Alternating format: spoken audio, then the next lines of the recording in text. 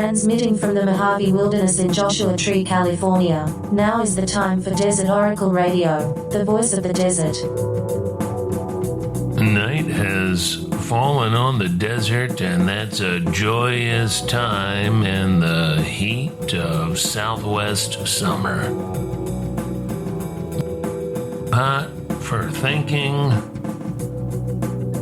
when it's too hot for anything, really. Sometimes I'll just hide inside. I'll get a pile of unopened mail and go through some, slicing open the envelopes with my trusty brass owl-handled letter opener. Catch out a few quick postcards in reply. The shorter the letter, the more likely to get a reply. That's a lesson I learned when I was a kid. I wrote a 2-page typed personal letter to Abby. And who wants to read that? Several years later, I sent a with a simple question, and I got a postcard back a couple of weeks later. So I was catching up, always in the catching up when it comes to any kind of mail, electronic or otherwise. And I saw this note from a fella out by the Petrified Forest. That's in Arizona, east of Holbrook. Northeast of Show Low, tucked right under that mass of Navajo and Hopi reservation land that makes up the entire northeastern corner. 28% of Arizona is Indian land, almost a third of the state. That's number one in the nation when it comes to how much of your Indian territory.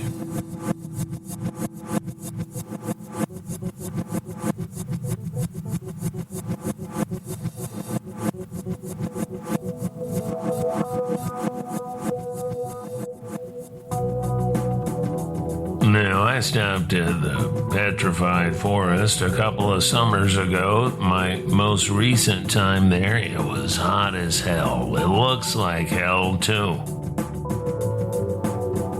When you're straggling through a 3/4 mile tourist loop, 110 out there and too hot to sweat, it's just a quick withering away at that point. Like a meager strip of bacon that falls off the campfire skillet into the fire, gone in a flash. Nothing but the burnt smell of pig fat in the air. A minute or two.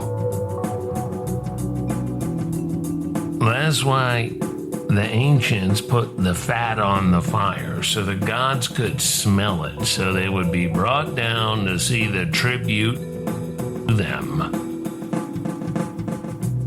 And then the gods would witness their people feasting and singing praises, hail to the tutelary deity, whether in Athens or Jerusalem or the North Carolina barbecue. Garlanded youth dancing in happy procession, all the sports and cultural competitions we love. The best and the hardest fighters, accolades and parades for the returning heroes. Like when the streets of Oslo filled with citizens doing the Viking row. Their Norse gods and proud ancestors and their national team, Norway's first ever World Cup quarterfinalist. So this guy, I'm not going to say his last name, it's too specific. is already specific when your first name is Zechariah. I love those dramatic old biblical names, very common in early 20th century America. Abraham, Elijah, Hezekiah, Ezekiel.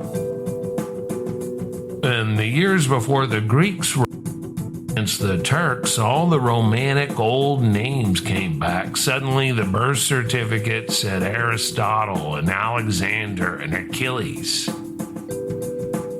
especially among the modern Greek Enlightenment, which preceded the necessary violence by not very long at all. So here's my letter from, what was his name? Hezekiah, Zechariah, one of those names, who writes, I like your ghost story, Oracle, being as it's the hottest part of summer. How about a ghost story about someplace cool and quiet? A rainy forest, such. Well, that's a good idea. Thanks for the letter and for the idea. And for the lucky $2 bill you put in there. Of those $2 bills. The only part of cool and quiet and misty forest that you're getting in your part of the world right now, this part, and that all turned to sun-blasted stone 200 plus million years ago. Although it came for a while when a monsoon opens up right on top of you, if you're lucky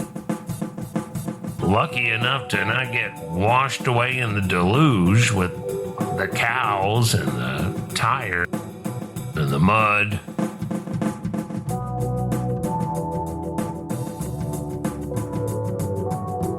But it sure does smell nice.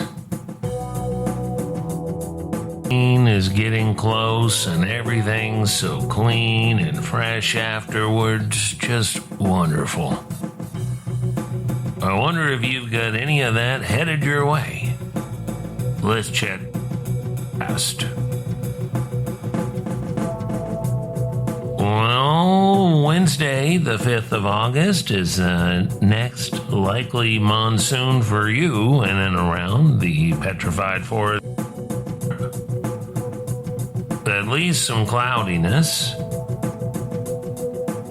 We had a little rain from a monsoon storm up by the White Mountains a week before last when I was up there. It did not rain much, but the whole sky smelled like sage.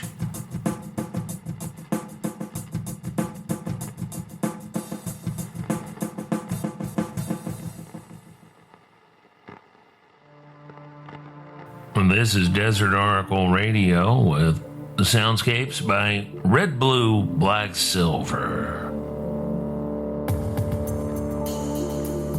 When that summer rain is coming, the air feels so soft. The relief under the gray clouds. And a little bit of rain can drop the temperature by 20 or 30 or 40 degrees. And up by the White Mountains, it stayed that way for the whole next day and a half. It was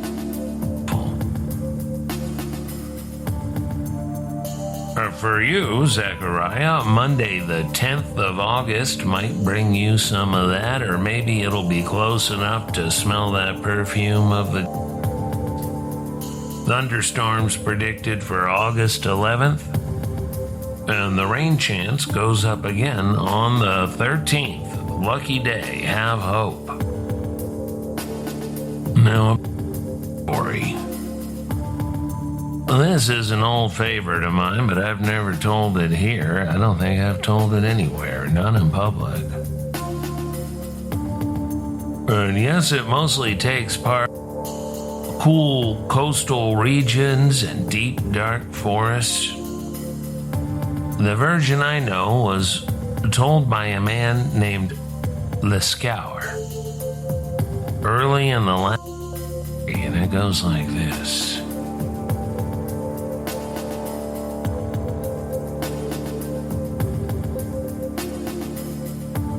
The wind was blowing from the east, and in moonlight, the roof of the thatched cottage already gleamed with a thin covering of snow, which had fallen just since sunset.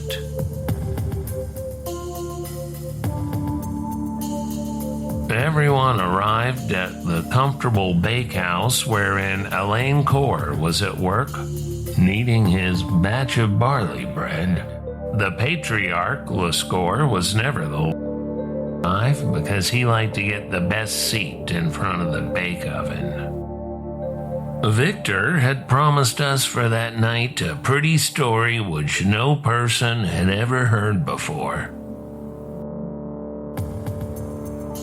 I was not more than 14 years old then, but like all the neighbors, I hurried to get a place in order to hear Victor.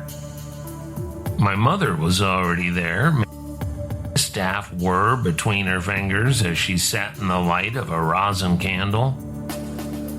And my brother Yvonne was finishing a wooden butter spoon. Every few minutes, I and my went out to see if it was still snowing and if Victor had arrived. At last, Victor entered, and everybody applauded, the young girls lengthening out their to him reverence. Then, when silence was restored after some of the older men had several times shouted out, "Let us commence! Hold your tongues!" His story as follows.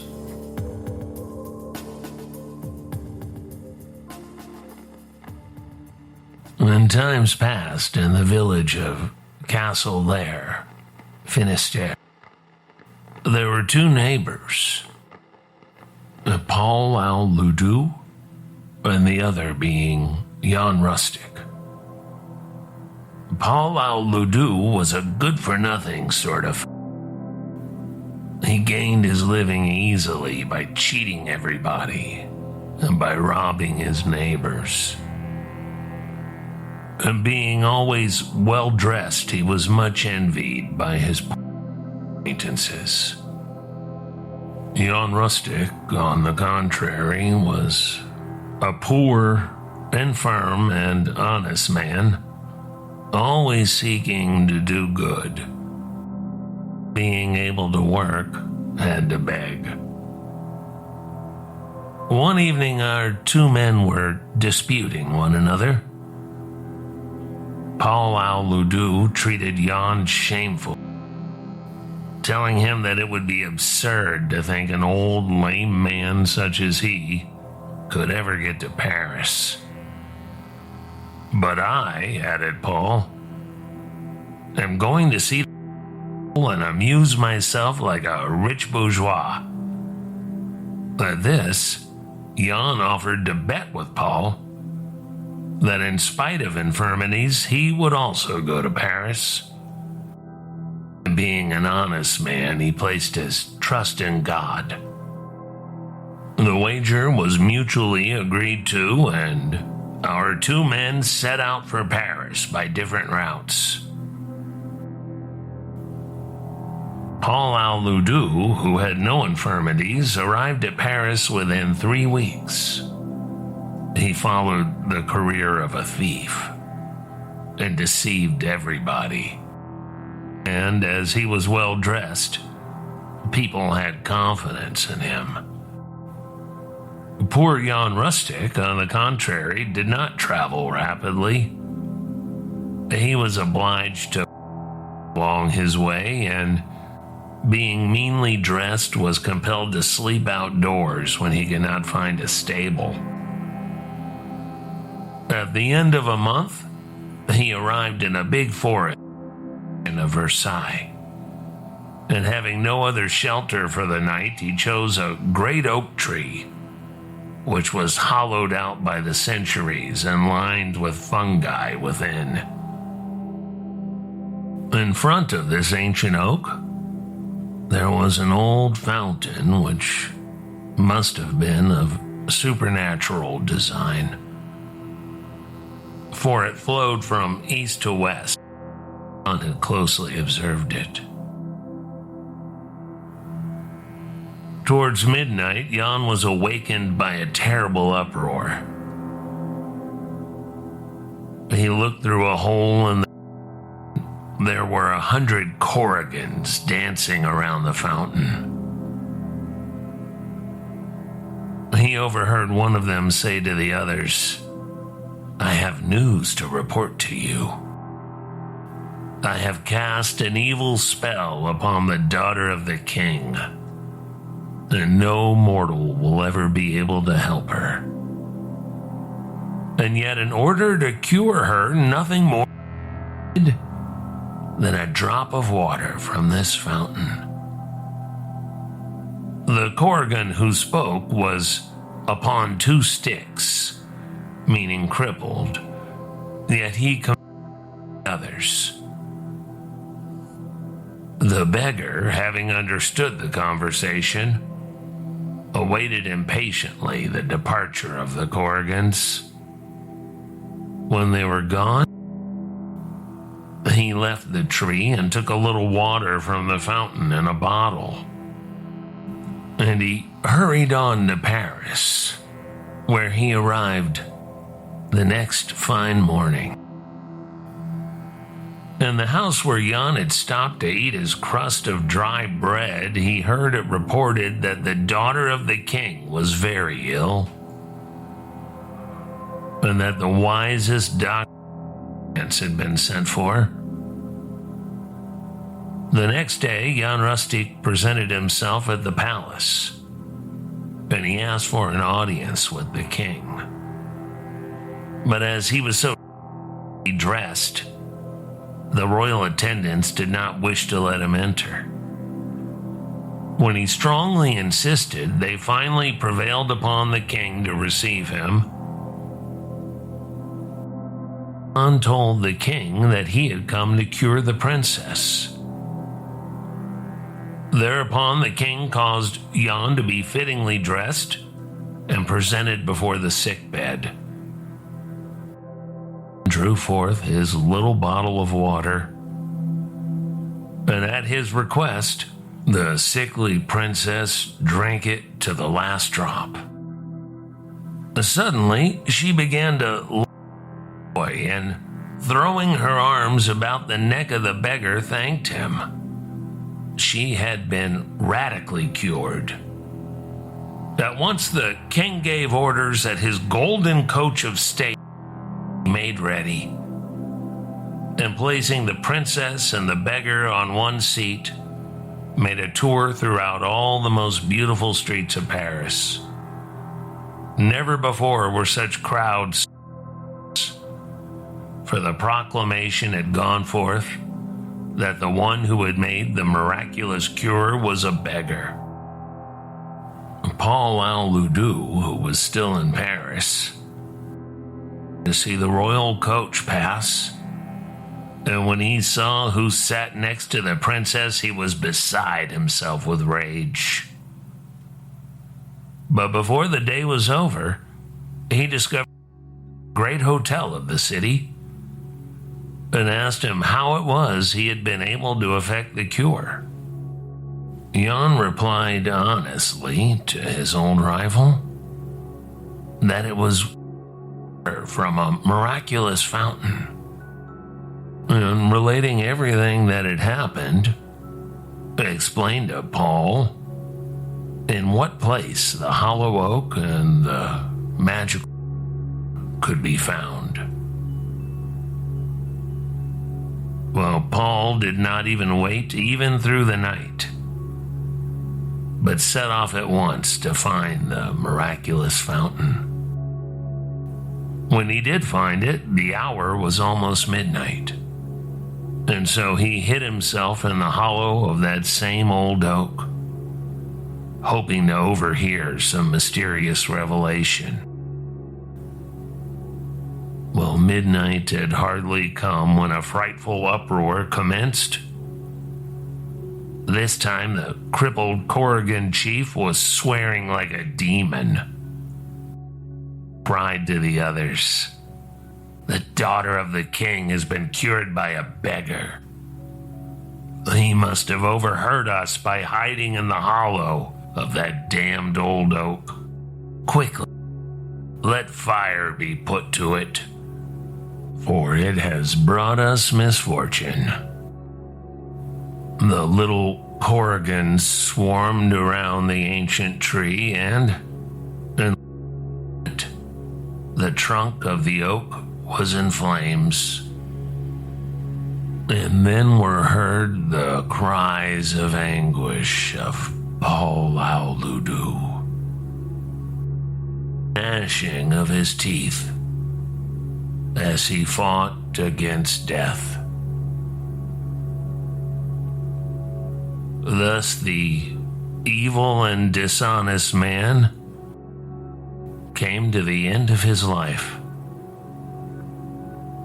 while Jan Rustic received a pension of 20,000 francs and was able to live happily for many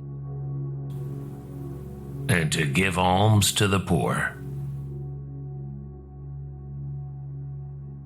And here, Monsieur Lescauer ends his narrative. To imagine the enthusiastic applause and fond embraces bestowed upon Victor for this most marvelous story. By a gathering of country folk in that cozy bakehouse in Lower Brittany, while outside the cold east wind of winter was whirling nook and corner the falling flakes of snow. And that story was published by Oxford University Press in 19... And the book, The Fairy Faith in Celtic Countries by Walter Evans Wentz, who spent the last several decades of his life in San Diego, caring for his sacred mountain in the desert near the Mexican border at Tecate.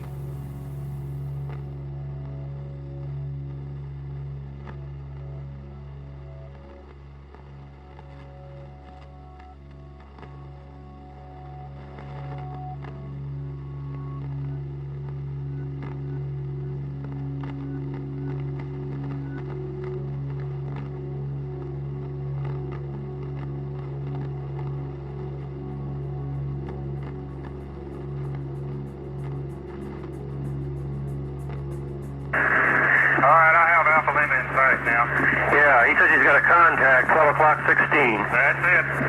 Okay, turn your hydrofinder 7 degrees ahead of him. Hey, Tower? Yes. How's he looking now? Is he headed for anything? Looks pretty good. It looks good.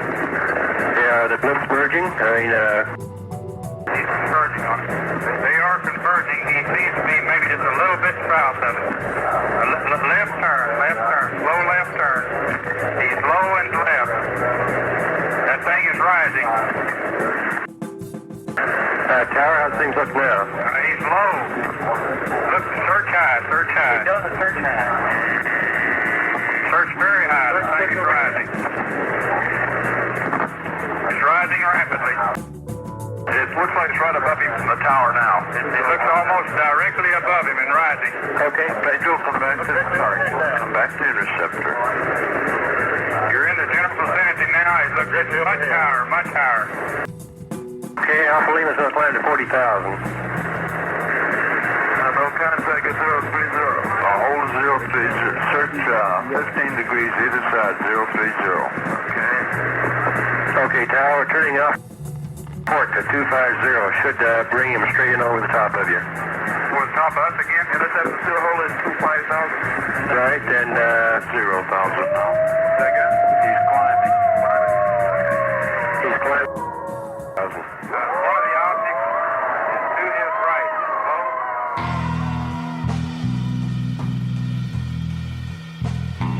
From Amboy to Zizix and across the Great Mojave, this is Desert Oracle Radio coming to you on this night when July turns to August. Some hot months ahead, but we are already at autumn's door. Can you believe it? Sometimes the year drags on forever, and sometimes, like when you're enjoying yourself, it flies by like a couple of high-speed aerobatics. Do you ever stand quietly in a desert wash, and all of a sudden there's a whistling in the air like a missile just missed your head? And you look over your shoulder to see a pair of doves zipping around the brush and rock outcroppings, like a couple of X-Wing fighters in the Death Star trenches.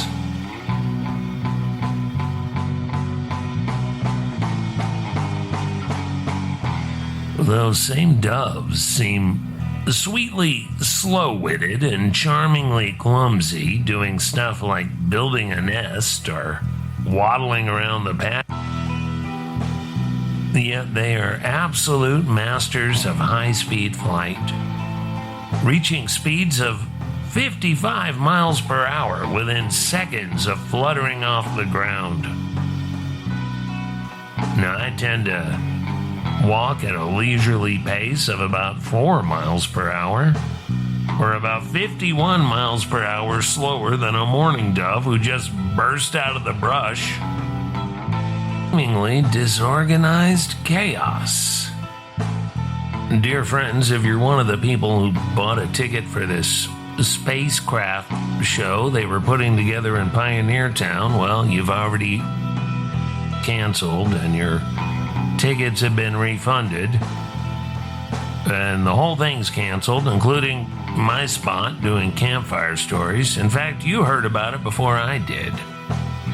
This past up at Monterey and in the Bay Area, and trying to get all my work done up there, and I opened up the Instagram to post a few pretty pictures, which I haven't done in a while, and there's a message talking about the canceled spacecraft event like I know about it. Nobody told me. Good night from the voice of the desert.